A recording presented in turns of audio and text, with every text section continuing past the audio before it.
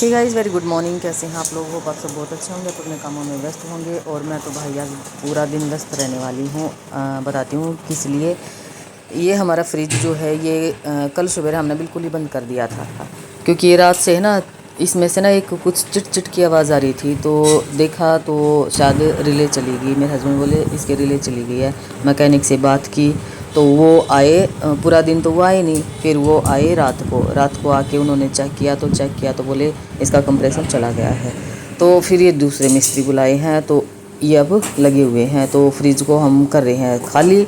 और फ्रिज में ना बहुत सारा सामान रखे रहते हूँ, तो काफ़ी टाइम आज इसी में लग जाना है। तो बस यहाँ पे वही काम कर रहे हैं। और ये देखो कैसे ये सामान सारा फैल गया है। और इस वजह से मेरा सारा जो दिन है वो बिज़ी शेड्यूल है।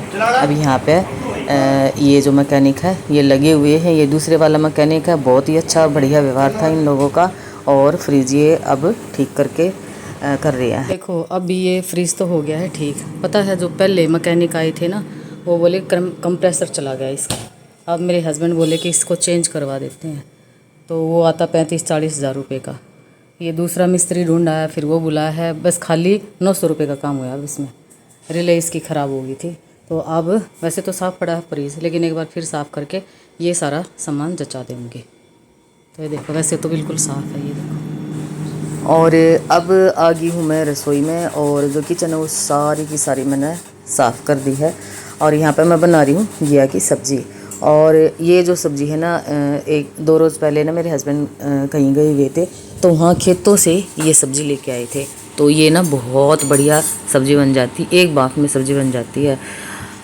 देखो बगैर खाद के केमिकल के है ना, जो भी सब्जियां होती है ना वो बहुत टेस्टी बनती है, जल्दी भी बन जाती हैं, हेल्दी भी होती हैं। तो अभी यहाँ पे मैं उसी में तड़का लगा रही हूँ, यानी घिया में। और आज जो घिया है वो तरीके में नहीं बनाऊँगी, बिल्कुल सूखी बनाऊँगी। मतलब मसाला जो बना के, मसाला भून के और मसाले के साथ उसको भून के और फिर तब बनाऊँगी। बहुत ज़्यादा टेस्टी बनती है। तो इसकी रेसिपी ऑलरेडी मेरे चैनल पे है, तो आप अगर देखना चाहे तो आप देख सकते हो। तो यहाँ पे बस मैं वही काम कर रही हूँ। और टमाटर कद्दूकस कर लिए हैं, और जो प्याज हैं वो बारीक बारीक चॉप कर लिए थे। अभी यहाँ पे मस्टर्ड ऑयल में मैं इसको बना रही हूँ। 2 साबुत लाल मिर्च डाल दी, जो कि मैं डालती हूँ, और जीरा डाल दिया, और उसके बाद ये प्याज डाल दिए थे। अब टमाटर में ही मैं सारा जो सूखा मसाला होता है ना वो मिक्स कर लूँगी पहले से ही। और जो भी बेसिक मसाले हैं मैं बस वही डालूँगी। तो देखो खाना सब बहुत अच्छा बनाते हैं, बस थोड़ी सी दाएं बाएं चीज़ें करके और हम बहुत टेस्टी खाना बना सकते हो। तो यहाँ पे मैं जो सारा मसाला इकट्ठा ही डाल दूँगी। अब यहाँ पे साथ साथ आटा भिगोने का भी काम कर लूँगी, और आटा भिगो के रख दूँगी, कच्चा आटा भिगो के रख दूँगी, और बाद में इसकी रोटी बनाऊँगी। तो यहाँ पे जो घिया थी वो मैंने काट के, और वैसे तो सारी सब्ज़ी मैं धो के रखती हूँ। बाकी जब मैं इसको थोड़ा टाइम लग जाता है ना, तो मैं इसको काट के पानी में डाल देती हूँ। तो अब ये देखो सब्ज़ी का कलर देखो, और यहाँ पे मैंने आटा भिगो के रख दिया है कच्चा ही, इसको ढक के रख दूँगी। और बहुत सारे ये बर्तन हो गए हैं, उनको मैं साफ़ करूँगी। ये मैं अपना है ना खाना बना लाई हूँ। और तलन साहब ने तो खाना खाने के लिए मना कर दिया, क्योंकि जो फ्रिज ठीक करने आए थे ना, उनके साथ तीसरी बार चाय और बिस्किट वगैरह ऐसा कुछ ले लिया। तब तो उनको भूख नहीं है, उनको भूख लगेगी 5 बजे के आसपास, तो तब मैं बनाऊँगी। उनका आटा रख दिया है। मुझे पता होता ये रोटी नहीं खाएंगे तो मैं भी अपनी नहीं बनाती, मैं भी अभी सैलेड वगैरह ले लेती, पर चलो कोई ना। तो यहाँ पे ये लस्सी है, और ये घिया की सब्ज़ी है, ये मल्टीग्रेन रोटी है। और टाइम मैं बता दूँ, 1 मिनट मैं बताती हूँ कितना टाइम हो गया। फ़ोन में ही ना देख लूँ, उठ के जाऊँगी जब तक तो। और ये देखो इतना टाइम हो गया है। तो ये मैं खा लेती हूँ खाना। और यहाँ मैंने टीवी ऑन कर दिया है, तो टीवी में ना कथा सुनते सुनते मैं खाऊंगी खाना।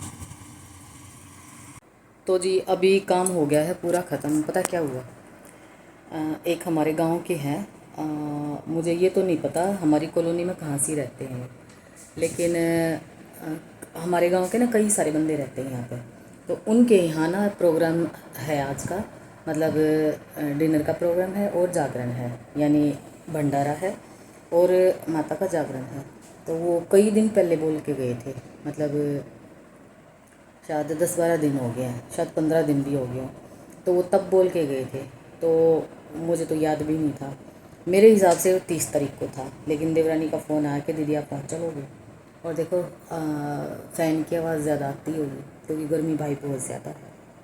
मैं एक बार बैठी तो थी वीडियो का एंड करने के लिए, फ़ैन बंद करके, फिर गर्मी बहुत ज़्यादा, पसीना आने लग गया, फिर मेरे हस्बैंड पंखा चला गए। तो उसकी कॉल आ गई कि दीदी आप वहाँ चलोगे। मैं कहा भाई मैं तो नहीं जा रही, क्योंकि मेरा तो कोई प्रोग्राम ही नहीं है जाने का। तो देखो किसी के यहाँ अगर जाते हैं तो कोई ऐसे उठ के थोड़ी ना चला जाता है। तो मैंने कहा भाई मैं तो नहीं जा रही। कहती दीदी आज का उनके यहाँ। मैंने कहा नहीं आज का तो शायद नहीं है, मेरे को जहाँ तक ख्याल है 30 तारीख का है। पहले मुझे तारीख का भी ध्यान नहीं था, क्योंकि पतिदेव है जो वो ऑफिस जाते नहीं है, और वो ऑफिस नहीं जाते तो ना तो दिन का पता चलता है ना ही डेट का पता चलता है। तो बेटी की कॉल आती ना जब, उससे पता चलता है। तो फिर मैंने कहा देवर का नाम लेके, मैंने कहा राजेश नहीं जाता। तो कहती है कि नहीं वो तो नहीं जाएंगे, मैं ही जाऊँगी। तो उनकी जो किराएदार है वो भी जाएगी साथ। और हम ना कई सारे गांव वाले हैं, तो कईयों का मैंने नाम लिया, मैंने कहा वो भी जाते होंगे। तो फिर उसने भी कैंसिल कर दिया एक बार। तो कहती है आप नहीं जा रहे तो फिर मैं भी नहीं जा रही हूँ। मैंने कहा चलो देख लो, बाकी मैं तो जा नहीं रही। फिर थोड़ी देर के बाद आ गया देवर। तो बेसिकली हमारे को उनके यहाँ जाना था। फिर वो घूमते घूमते ना देवर आ गए यहाँ पे। फिर यहाँ आ गए तो फिर बैठे रहे, ऐसे गपशप करने लगे, चाय चो बना ली। तो फिर देवरानी का फ़ोन आया कि दीदी आप आओगे। मैंने कहा नहीं आज नहीं आ रही, मैं कल देखती हूँ। तो बोली तो मैं है ना वहाँ जा रही हूँ जहाँ पे भाई जागरण है, तो मैं जल्दी आ जाऊँगी अगर आप आओ तो। मैं कहा नहीं तू अपना एंजॉय कर, मैं कल आती हूँ। तो ना वो देवर बैठे रहे तो 1-1.5 घंटा बातचीत करते रहे ऐसे ही।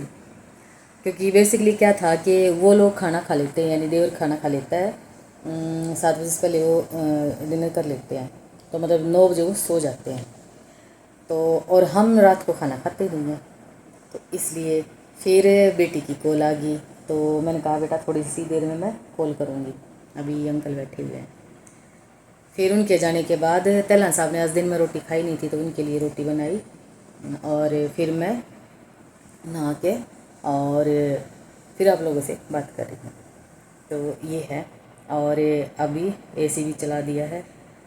बेसिकली अब तक हमने एसी ऑन किया नहीं था, कूलर में सोते थे। तो अब मेरे हस्बैंड को ना थोड़ी गर्मी ज़्यादा लगती है।